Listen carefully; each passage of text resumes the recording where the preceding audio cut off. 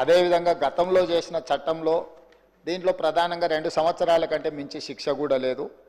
రేపు వచ్చే సమావేశాలలో ఈ ఆన్లైన్ బెట్టింగ్ నిర్వాహకులకనే కాదు, ఆడేవాళ్లను, బాధితులను, అదేవిధంగా ఈ ఆన్లైన్ అడ్డగోలుగా నిర్వహిస్తున్న వాళ్ళ పట్ల శిక్షను కూడా పెంచడానికి అవసరమైన చట్టాలను కూడా అవసరమైతే మనం సవరించుకోవాల్సిన అవసరం ఉన్నది అధ్యక్ష.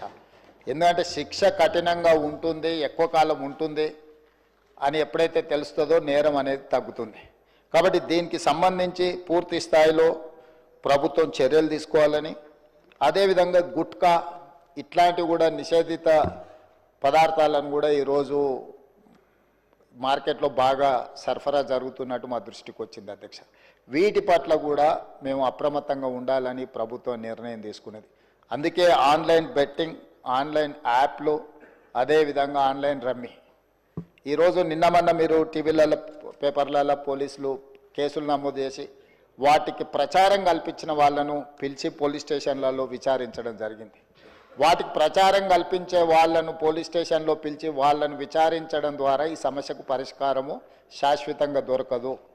వీటిని నిర్వహించే వాళ్ళు, వీటిని ప్రమోట్ చేసేవాళ్ళు, చివరికి ఈ యాప్ల ద్వారా లబ్ధి పొందుతున్న వాళ్ళను వీళ్ళందరినీ పూర్తి స్థాయిలో విచారించి కఠినమైన చర్యలు తీసుకున్నప్పుడే ఈ సమస్యకు పరిష్కారం దొరుకుతుంది అధ్యక్ష. అందుకే దీన్ని పూర్తి స్థాయిలో విచారించాలంటే పక్క రాష్ట్రాలు, పక్క దేశాలలో కూడా విచారణ చేయాల్సిన పరిస్థితులు ఉంటాయి. అందుకే పూర్తి స్థాయిలో అన్ని అధికారాలు కట్టబెట్టే విధంగా ఒక స్పెషల్ ఇన్వెస్టిగేషన్ టీం ఏర్పాటు చేసి ఈ రాష్ట్ర ప్రభుత్వం వాళ్ళ మీద పూర్తి స్థాయిలో చర్యలు తీసుకోవాలని నిర్ణయం తీసుకున్నారు. తమ ద్వారా ఈ సభకు, సభ్యులందరికీ, తెలంగాణ సమాజానికి ఒక స్పష్టమైన ప్రభుత్వ విధానాన్ని మేము పంపించదలుచుకున్నాము. ఎవరైనా ఇందులో ప్రత్యక్షంగా, పరోక్షంగా ప్రోత్సహించిన, ప్రకటనలకు సహకరించిన, నిర్వహణలో భాగస్వాములైన ఎవరిని కూడా రాష్ట్ర ప్రభుత్వం వదిలిపెట్టదు. ఈ రాష్ట్రంలో ఖచ్చితంగా ఇలాంటి సైబర్ నేరాల పట్ల కఠినంగా మేము వ్యవహరించడం జరుగుతుంది. రాష్ట్ర ప్రభుత్వం అప్రమత్తంగా ఉంటుంది, ఇలాంటి నేరగాళ్ల పట్ల కఠినంగా వ్యవహరిస్తుంది. ఈ సభ ద్వారా సభ్యులందరికీ నేను ఈ ప్రకటన ద్వారా ఒకే మాట చెప్పదలుచుకున్నా, స్పెషల్ ఇన్వెస్టిగేషన్ టీంను ఏర్పాటు చేస్తున్నాము. తద్వారా అందరినీ కఠినంగా అణచివేయడమే కాకుండా చర్యలు తీసుకుంటామని తమ ద్వారా తెలియజేయదలుచుకున్నా అధ్యక్ష. అదేవిధంగా అధ్యక్ష, శాంతి భద్రతల మీద చాలాసార్లు మాట్లాడుతున్నారు, చాలా విషయాలు మాట్లాడుతున్నారు. నేను ఎక్కువ విషయాలు చెప్పదలుచుకోలేదు, కానీ గత ప్రభుత్వంలో కొన్ని దారుణమైన సంఘటనలు జరిగినప్పుడు తీసుకున్న చర్యలు, వాటి వివరాలు ఇవన్నీ కూడా ఈ సభలో చర్చిద్దామంటే మాకేం అభ్యంతరం లేదు అధ్యక్ష. ఎక్కడైనా చెదురుమదురు సంఘటనలు జరిగినా, అనుకోకుంటే ఎవరైనా నేరానికి పాల్పడ్డప్పుడు నేరం అనేది ఎవరు మనకు చెప్పి ముందస్తుగా సమాచారం ఇచ్చి పాల్గొన్నారు. నేరం జరిగిన ఎంబడే ప్రభుత్వాలు వ్యవహరించిన తీరు అత్యంత కీలకం, అత్యంత ప్రాధాన్యతతో కూడుకున్నది అధ్యక్ష. అందుకే మన రైల్లో జరిగిన సంఘటన పట్ల కానీ, అది రైల్వే పోలీసుల పరిధిలో ఉన్నా కూడా మేము తక్షణమే చర్యలు తీసుకోవడానికి అన్ని రకాలుగా పోలీసులను అప్రమత్తం చేసినాం. ఏ చిన్న సంఘటన జరిగినా రాష్ట్ర ప్రభుత్వం అప్రమత్తంగా ఉంటుంది. ఆనాడు ఔటర్ రింగ్ రోడ్ దగ్గర వెటర్నరీ డాక్టర్ను మీకు తెలుసు అధ్యక్ష, సాయంత్రం పూట అక్కడ ఉన్న డాక్టర్ని ఆ రోజు జరిగిన పరిస్థితులు, జరిగిన తర్వాత పరిణామాలు మనం అందరం చూసినాం. అదేవిధంగా అధ్యక్ష, న్యాయవాదులు వామన్ రావు గారు దంపతులు స్పష్టంగా కోర్టుకు వెళ్ళి మమ్మల్ని చంపుతారు, మమ్మల్ని చంపే ప్రక్రియలో ప్రభుత్వంలో ఉన్నవాళ్ళు, ప్రభుత్వానికి సంబంధించిన వాళ్ళే మమ్మల్ని చంపడానికి ప్రయత్నం చేస్తున్నారు, మాకు సెక్యూరిటీ ఇవ్వాలి అని చెప్పి హైకోర్టులో పిటిషన్ వేయడమే కాకుండా అక్కడ కోర్టులో కూడా వాదించి వస్తుంటే నడి బజార్లో నరికి చంపినారు అధ్యక్ష.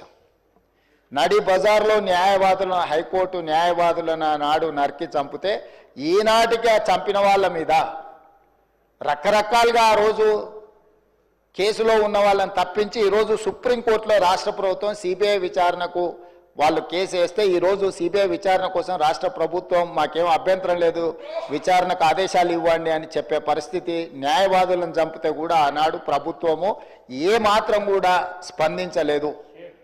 అదే కాకుండా అధ్యక్ష, తమకు తెలుసు సింగరేణి కాలనీ మహేశ్వరం నియోజకవర్గం వస్తుంది అనుకుంటా, మన సంతోష్ నగర్ అవతల చంపాపేట పక్కన 6 సంవత్సరాల బాలికను గంజాయి మత్తులో రేప్ చేసి మర్డర్ చేస్తే ఆనాటి ప్రభుత్వంలో ఎలాంటి చర్యలు తీసుకోలేదు అధ్యక్ష.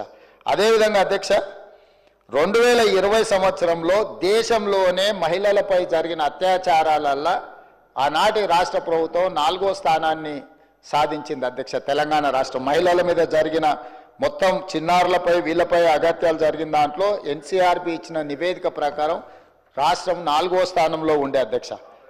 అదేవిధంగా అధ్యక్ష ఇట్లాంటి ఒక్క దగ్గర కాదు, ఎన్నో సంఘటనలు జూబ్లీ హిల్స్లో మైనర్ బాలికను పబ్లో నుంచి తీసుకెళ్ళి అక్కడికక్కడనే జూబ్లీ హిల్స్లో రేప్ చేస్తే ఆ రేప్ చేసిన దాంట్లో టీఆర్ఎస్ నాయకుడు కుమారుడే అందులో ప్రత్యక్షంగా పాల్గొంటే ఆ రోజు వాళ్ళను కాపాడడానికి ప్రయత్నం చేసిండ్రు అధ్యక్ష.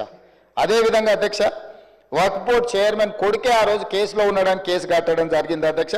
సరిగ్గా నేను ఎక్కువ దూరం వెళ్ళి ఆరోపణలు చేయదలుచుకోలేదు. ఆ రోజు ఉన్న ఒక మంత్రి గారి కుటుంబానికి సంబంధించిన వాళ్ళ మీద కూడా వచ్చిన ఆరోపణలు మీ అందరి దృష్టికి వచ్చినాయి అధ్యక్ష. అదేవిధంగా ఈరోజు ఇట్లాంటి సంఘటనలు జరిగినప్పుడు మన అందరం కూడా బాధితుల పట్ల సానుభూతితో నుండి నేరగాళ్ల పట్ల కఠినంగా వ్యవహరించడానికి సహకరించాలి. అట్లా కాకుండా ఇదేదో ప్రభుత్వమే ప్రత్యేకంగా ఈ చర్యలు చేసే వాళ్ళను కాపాడుతుంది అన్నట్టుగా ప్రధాన ప్రతిపక్ష పార్టీ ఈ రకంగా ఆరోపణలు చేయడం, తద్వారా ఒక ఆందోళనకరమైన పరిస్థితి కల్పించి తెలంగాణ రాష్ట్రంలోకి వచ్చే పెట్టుబడులను రానియకుండా, పెట్టుబడులు ఎప్పుడు వస్తాయి అధ్యక్ష? శాంతి భద్రతలు పెట్టుబడిదారులకు రక్షణ కల్పించినప్పుడే రాష్ట్రానికి పెట్టుబడులు వస్తాయి. ఈరోజు ఏ మంచి పని చేపడదామన్నా దానికి ఒక దురుద్దేశాన్ని ఆపాదించి ఆ దురుద్దేశం ద్వారా తెలంగాణ రాష్ట్రం మొత్తం కుప్పగూలిపోయింది. ఈ రాష్ట్రంలో శాంతి భద్రతలు లేవు, ఈ రాష్ట్రంలో మీరు పెట్టుబడులు పెట్టకండి, ఈ రాష్ట్రం దివాలా తీస్తేనే తప్ప మాకు సంతోషం కలగదు అన్నట్టుగా ఈరోజు మాట్లాడడం ఏమాత్రం సమంజసం కాదు అధ్యక్ష. ఈరోజు ఈ రాష్ట్రంలో శాంతి భద్రతలను ఆనాడు 2004 నుంచి 2014 వరకు ఏది ఎట్లున్నా హైదరాబాద్ నగరంలో ప్రధానంగా శాంతి భద్రతల విషయంలో ప్రభుత్వం ఏమాత్రం ఆనాడు రాజీ పడకుండా మేము చేసిన ప్రయత్నాలు తెలంగాణ రాష్ట్ర అభివృద్ధికి ఎందుకో అనుకూలించినాయి. లక్షలాది కోట్ల రూపాయల వేలాది కోట్ల రూపాయల పెట్టుబడులు వచ్చి లక్షలాది ఉద్యోగ ఉపాధి అవకాశాలు హైదరాబాద్ నగరంలో తెలంగాణ రాష్ట్రంలో ఎందుకు వచ్చినాయి అధ్యక్ష? ఆనాటి ప్రభుత్వాలు తీసుకున్న నిర్ణయాలు నేరగాళ్ళ